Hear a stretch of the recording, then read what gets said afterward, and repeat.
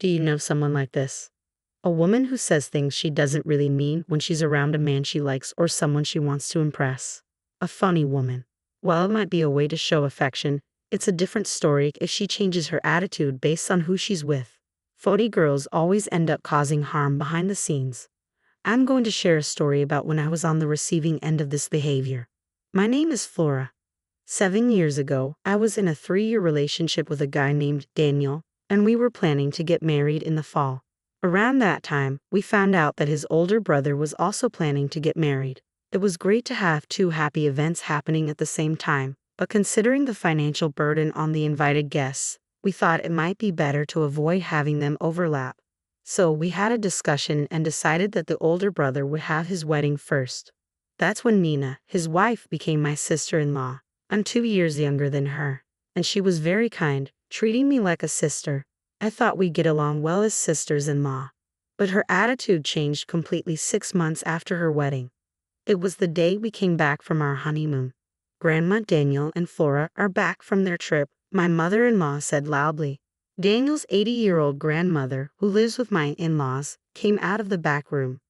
Daniel, Flora, welcome back. I brought you the toffee you like. When I handed my grandmother-in-law her gift, she smiled happily. Daniel, you've really got yourself a great wife.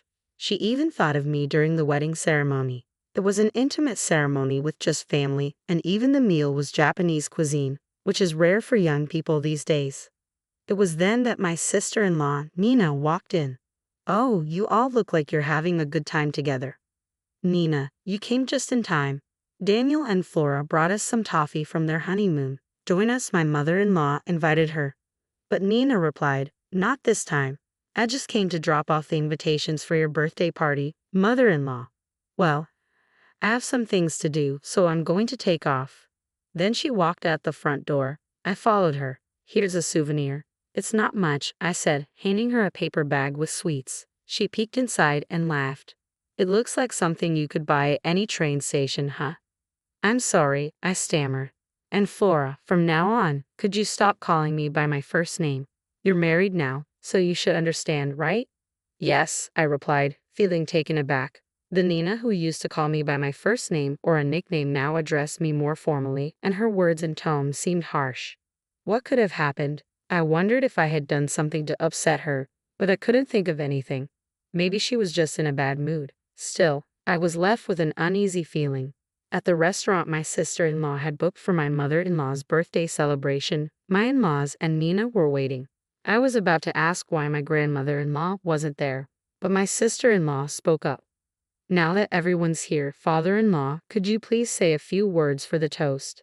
We finished the main course, and just as we were about to have dessert, my sister-in-law said, Mother-in-law, this is a birthday present from Ty and me. When my mother-in-law opened the box my sister-in-law handed her, it revealed a high-end bag. Oh my, can I really accept such an expensive gift? We chose it because we thought it would be perfect for a fashionable mother-in-law like you. Nina had also given my father-in-law a watch for his birthday 3 months earlier. Seeing my mother-in-law's happiness, my sister-in-law looked at me with satisfaction. Flora, you have something too, right? Yes, I'm not sure how to follow that, but as my mother-in-law unwrapped the package I handed her, she exclaimed, Oh, how lovely. Did you make this, Flora? Yes, I enjoy sewing. I had given her a handmade apron. I remembered my mother-in-law saying before that she wished there were more fashionable aprons out there, so I made one to suit her taste. Thank you, this is exactly what I wanted, and it's even more special that you made it for me. My mother-in-law was delighted. My sister-in-law, who had been nodding along to the conversation, smiled and said, Flora, you're really skillful with your hands. I'm jealous. Can you teach me sometime? I had been worried about how my gift would be received, so I was relieved by their kind words. I excused myself and went to the restroom. While washing my hands, I felt someone's gaze on me. I looked up to see my sister-in-law glaring at me through the mirror. I had a shocked expression on my face. What's so surprising? She snapped. I'm sorry, I mumbled, still taken aback. I didn't notice at first. Hey Flora, what's with that birthday present? Did you really think she'd be happy with something like that? A handmade apron. It's so outdated, like something from a grade school economics class. She laughed, mocking me while crossing her arms. I feel like I'll catch your bad taste if I'm around you, she said, pinching her nose and making a gesture to fan away the smell before leaving the restroom. From that point on, my sister-in-law acted completely different when we were alone compared to when we were with family. My husband would just tell me not to worry about it and wouldn't take the issue seriously. Still, I continued to visit my in-laws' house to see my grandmother-in-law, who looked forward to my visits. Lately, I hadn't had any run-ins with my sister-in-law. Then one day, I received a message from her after a long time. I have something to tell you. When I went to my in-laws' house that day, my sister-in-law, who had come alone, was happily chatting with them. Nina is pregnant. It's a boy, my mother-in-law said joyfully. My in-laws already knew about my sister-in-law's pregnancy, but they had called us over so she could tell us in person. Feeling mixed emotions while my in-laws beamed with happiness, I pretended to make tea and went to the kitchen. Even so, I couldn't help but listen to the conversation in the living room. Actually, there's something I'd like to ask, my sister-in-law said. What is it? Don't be shy, just say it. Well, I talked to Ty about it, and we were wondering if we could live here with you after the baby is born. So, here's a proposal. If the family grows, it might become a little cramped, so we would appreciate it if we could renovate the house. Of course, we'll cover the expenses. She suggested this humbly, but I felt she might have had another motive. Unaware of this, my father-in-law said, I appreciate the sentiment, but wouldn't we all end up being overly conscious of each other? My father-in-law said, you don't have to worry about us, but why don't you just build your own house? If it's about money, we'd be happy to help. Right, honey? Yeah, that's right, my mother-in-law agreed. Upon hearing my in-law's words, my sister-in-law said, really? Are you sure? That's too bad. I was looking forward to living together. This was probably all part of her plan. My sister-in-law came over to me in the kitchen with a smug look. Did you hear that? My father-in-law is going to give me the money for my own house. She casually revealed that she never had any intention of living with her in-laws from the start. My future is secure now. I have a husband who works at a top-tier company, a new house, and a son on the way. Plus, I've got my in-laws on my side. You really picked the wrong person to mess with. Excuse me. Being friends with that old woman won't get you anywhere, she added. Unable to hold back any longer, I raised my voice. Nina, that's completely inappropriate. Don't be so loud. Everyone will hear you, she whispered in my ear. God must be watching over me. After all, he made sure I, as the eldest son's wife, would have a child before you. I didn't immediately understand what my sister-in-law meant, but then I realized something. How did she know about it? Only my husband and grandmother-in-law should have known. Suddenly, my grandmother-in-law walked up. What are you two talking about? Oh, it's nothing, my sister-in-law replied with a fake smile before quickly returning to the living room. Flora, would you like to have some tea in my room? Once inside, my grandmother-in-law checked again to make sure no one was outside the room and said, Flora, is Nina being mean to you? I replied, hesitating. My grandmother-in-law told me she had begun to notice my sister-in-law's true nature. When I told my grandmother-in-law that Nina knew about my miscarriage, she said she must have eavesdropped on our conversation in this room.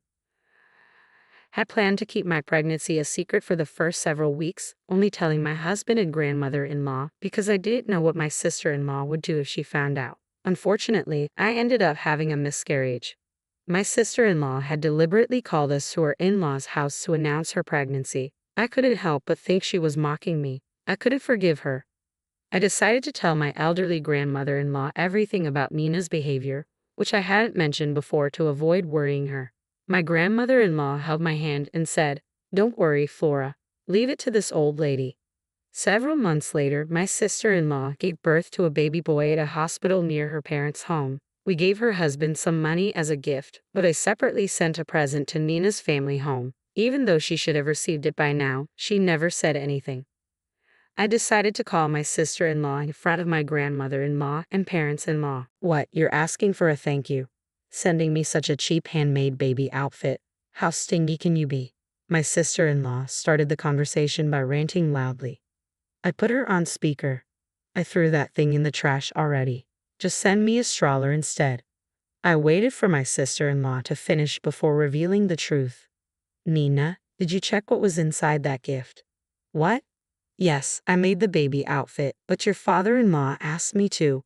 Your parents-in-law embroidered your child's name on the chest of the outfit. I also mentioned that in the letter I included. Didn't you read it? What? Are you kidding? My sister-in-law's confident tone gradually faded. Flora, hold on a minute. I could hear voices in the background. Mom, where did you put that bag I threw in the trash? What bag? What was in it? Just look next time. My sister-in-law and her mother's conversation was clearly audible even though she probably thought she was covering the phone. I'm sorry, Flora. There was a little misunderstanding. Suddenly, my sister-in-law's tone changed to a more humble one. It seems my mom accidentally threw it away, mistaking it for trash. If our in-laws find out about this, they'll be upset. My sister-in-law made endless excuses and ultimately asked me to make the same baby outfit again. Flora, I'm sorry for being so harsh before. I didn't mean anything by it, so please just help me out this time. Nina, who had said many hurtful things to me, was now trying to butter me up. All right, I'll do it just this once, considering your parents-in-law's feelings. I hung up the phone after saying that. Now you see, that's her true nature, my grandmother-in-law, who had been listening nearby, said to my parents-in-law.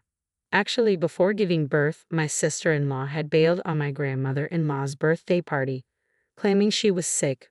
My grandmother-in-law had told my parents-in-law and Ty about Nina's true colors.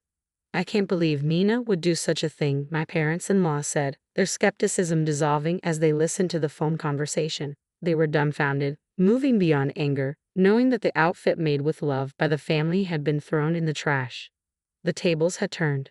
Unaware of the situation, my sister-in-law Nina came to our parents-in-law's house with her husband and their newborn child.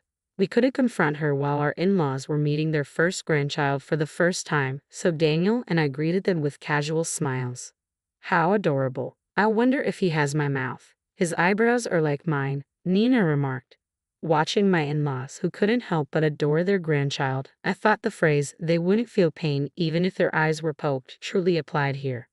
Thank you, everyone, for the lovely baby clothes. See, they fit perfectly, Nina said, wearing a proud expression as she dressed the baby in the clothes I had remade. Yes, they do, I replied. Seeing the happy faces of the in-laws, Nina smiled at me. At that moment, my mother-in-law said with a puzzled expression, something seems off. What? These baby clothes? The embroidery wasn't this beautiful before, was it? Am I imagining things? She tilted her head. Oh no, it's always been this beautiful, Nina replied nervously. I guess so, my mother-in-law said, seemingly convinced. Nina laughed nervously, relieved that nothing more came of it. Let me hold my great-grandchild, my grandmother-in-law said, reaching out. Don't touch the baby with your dirty hands, Nina snapped reflexively, brushing away her great-grandmother's hand. It was a reflex, revealing her true nature. Flustered, Nina quickly said, I'm sorry, Grandma. I didn't mean it like that, Nina desperately tried to explain, but icy cold gazes were directed at her. Well, it doesn't matter, Great-Grandma said with a laugh. You may try to keep up appearances, but sometimes your true colors show unexpectedly, right, Nina? Huh? Oh no, did I let something slip? Nina was speechless at Great-Grandma's response.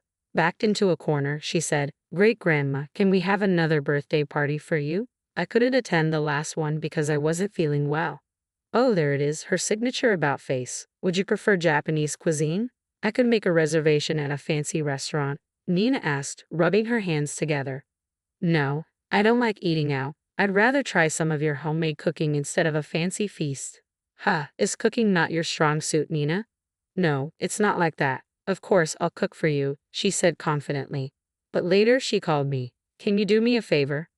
Nina asked me to help her cook, assuming I'd bail her out like I did with the baby clothes. But things wouldn't go her way this time. I'm sorry, Nina, but no. Great-Grandma has had my cooking and would know right away. Why didn't you just be honest if you can't cook? Maybe she didn't expect me to say that. Fine, she said and hung up the phone. At Great-Grandma's birthday party, there were fancy boxes of food lined up on the table. Did you make all this, Nina? Great-Grandma asked with an innocent expression. Yes, I did. I'm not sure if you'll like it though, Nina replied. Knowing her, she probably ordered high-end dishes and just changed out the plates because she refused to admit that she couldn't cook. Relieved that she managed to avoid complete embarrassment, she showed a gift to her grandmother-in-law. Grandma, this is just a small token. but I hope you like it and wear it. Oh, this looks like expensive clothing, but it's too fancy for me to wear. I feel bad, but can you return it to the store you bought it from? Ah, you don't like it. I can get something else. Nina hesitated. Grandmother-in-law said, Nina, would you like to live with us here? That would be the best present. It would mean I could enjoy your delicious cooking every day. Live together. Right, father-in-law? Great-grandma asked, looking at him. Nina was visibly shaken by the unexpected request. It's just a thought. Besides, Nina, weren't you planning to live with us? Is there a problem? After about 10 seconds of silence, Nina finally opened her mouth. I'm sorry. The truth is, I can't cook at all, but I didn't want to tell you, so I ordered food, Nina confessed.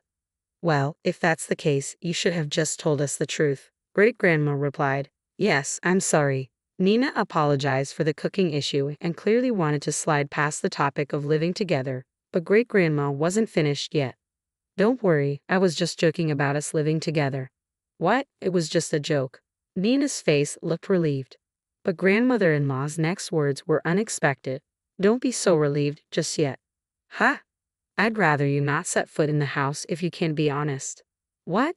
Nina's usually quiet husband, Ty, spoke up. Nina apologized to Flora. Throwing away the clothes she made for the baby is a terrible thing to do. It was the first time I'd seen Ty angry. I'll apologize. I didn't do anything wrong. Nina still refused to acknowledge her actions. I had it. Nina, it's all out in the open. Should I show you? I showed her my smartphone. Here, I have all our conversations recorded. Why here? As I tried to press the button on my phone, Nina screamed, "Stop it," and snatched it from my hand. Startled by her loud voice, the baby sleeping in the next room started to cry loudly. What do you want from me? Nina's voice trembled. Then, unexpectedly, she started to cry too. Everyone was taken aback. Nina, cut it out. Aren't you embarrassed, acting like a child? Just get out, Ty said. The room got quiet. Nina had nothing to say. She slightly nodded at me and left the house. The consequences of being two-faced caught up to Nina. Later, Ty told her that he wanted a divorce. Nina had no job or savings. She demanded alimony in exchange for giving him custody of their child.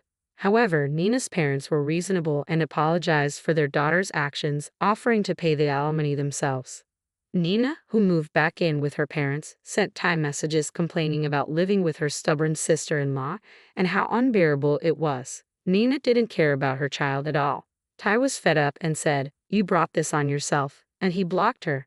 After the divorce, Ty remarried and lived with his son in his parents' home. Please call me Anna. You don't have to call me sister-in-law. Anna, who was a year older, was very kind and cheerful, and the baby quickly warmed up to her. Thanks to the in-laws, the family of 3 now lives in an apartment near their house. My husband and I, blessed with 2 daughters, moved into the in-laws' house when Ty and his family moved out. The in-laws love watching their grandchildren grow up. Grandmother named our 2 daughters. My name, Flora, means flower, so she chose the names Lily and Jasmine. The girls called my grandmother-in-law Gigi. She will celebrate her 88th birthday this year. Today, she sits on the porch watching her great-grandchildren play in the sandbox. Gigi, here's some toffee, the girls say, offering her balls of mud. She laughs and says, "Thank you, it's delicious." As I watch this adorable exchange from a distance, I whisper, "Gigi, please live a long life and watch over our children as they grow up."